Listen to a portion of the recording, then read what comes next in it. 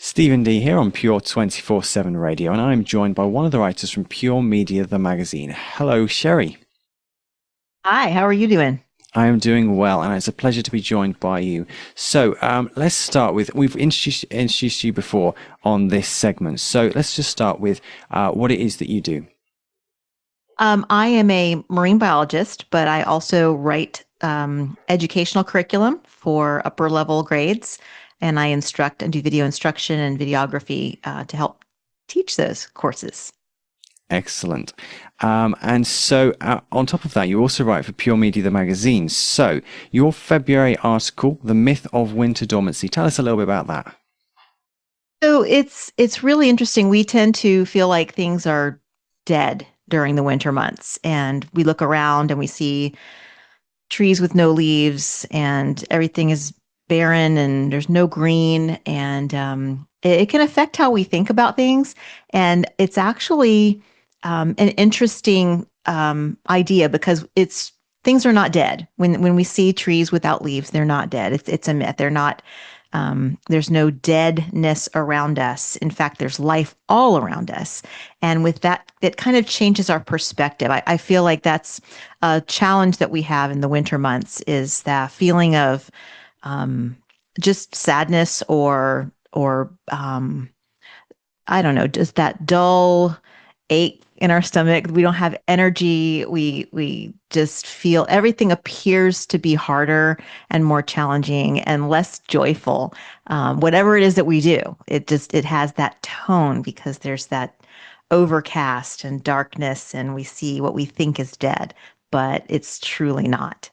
Yeah, it's funny. A lot of the time might jokingly say, "Oh, it's all dead in winter," but as you say, it's actually not That's, dead. There's a lot of life going on under the that's surface. Do right. you mind unpacking a little bit of that for us?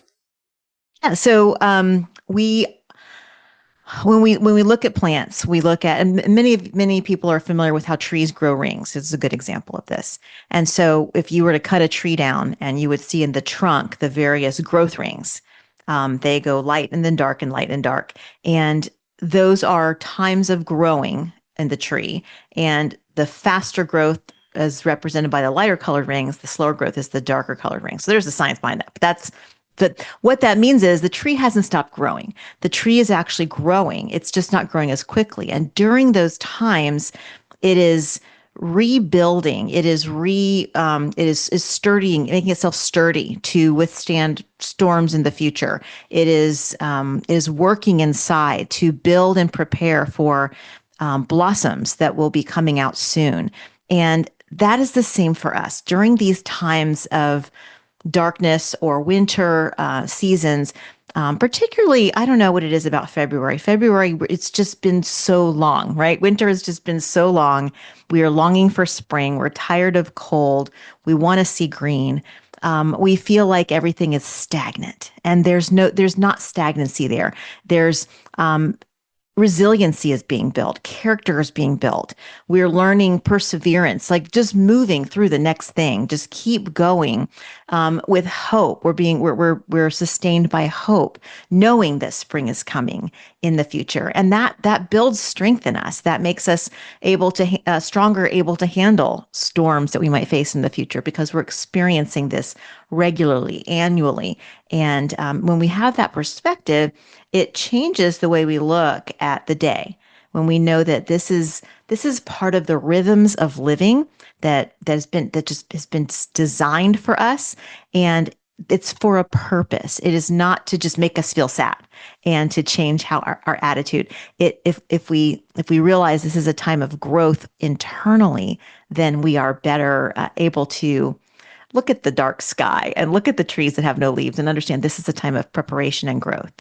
Yeah, and when we change that perspective, actually, that's really encouraging because, yeah, definitely. February is a funny month because it's only 28 days long, but it can feel like the longest month because it's the last month of winter. You feel all the effects of winter, the coldness, all that kind of stuff, and that this perhaps misguided perception that everything around us is dead, but actually it's not, and that's really encouraging.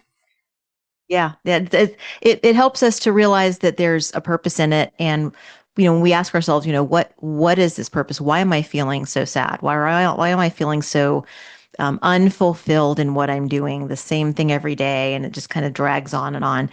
There's a lot of darkness around us, and the days are short, the daylight hours are short. We can just lose that perspective. And so, encouraging ourselves and understanding that there's a purpose and saying, what is it that I'm learning here? I'm learning, for example, I would tell my children these things. I would say to them, we need to be able to understand that sometimes we don't feel like doing things that we need to do, and we still need to do them. There's a I don't like doing all of the laundry all the time as the mom, and yet we need clean clothes. There's things that must be done whether we enjoy doing them or not, and there's a purpose in that because it builds perseverance and strength and character that will be there for us when we go through challenges in life. And so it's like a workout. It's a muscle that's being built inside of us. And that's exciting because we don't enjoy necessarily doing a workout, but we enjoy the benefits of the workout. So if we look at it with that perspective, then we can view February or this time of winter with maybe a better, a little more joyful demeanor, and say, this is good. I'm continuing to move forward. And that's what you need to tell yourself. Just keep moving. Do the next thing. What's the next good thing in front of me? What's this next thing in front of me? And that's going to get me through the days in a more joyful way and doing with the purpose that I have. What's before me? What's my purpose for today? And we move through that. And before you know it, we will be seeing green. We will be seeing sun, and things will be warm, and things will seem to us less dormant, less stagnant, less dead. Because again, dormancy isn't death. Dormancy is strengthening. Okay, yeah, that's really encouraging. I'm really grateful that you've been able to bring this to the magazine and also to the radio. I'm just wondering, is there a correlation between the green that we see in summer, is that there because of some of the dormancy we see in winter? Well, in a sense, yes, because again, trees and plants, all plants need the rhythms and the cycles of life as a part of their life cycle. And so when we don't, and studies have been shown, if you give plants 24 hours daylight throughout this, 365 days of the year, they may grow rapidly, but then they will start to wither or shrink. They'll grow too fast. Their support structure doesn't have time to form itself, and so they'll fall over. So it's a benefit to have these cycles, and all creatures are designed to work in these cycles, these seasons, the days and the nights, the seasons of the year. So there's definitely a benefit to that. So when we see that green, we can appreciate it for one, but also we know that this is just a cycle of that life cycle of that organism we're looking at, whatever it is. And it's a part of it, but it cannot exist well without those winter months too.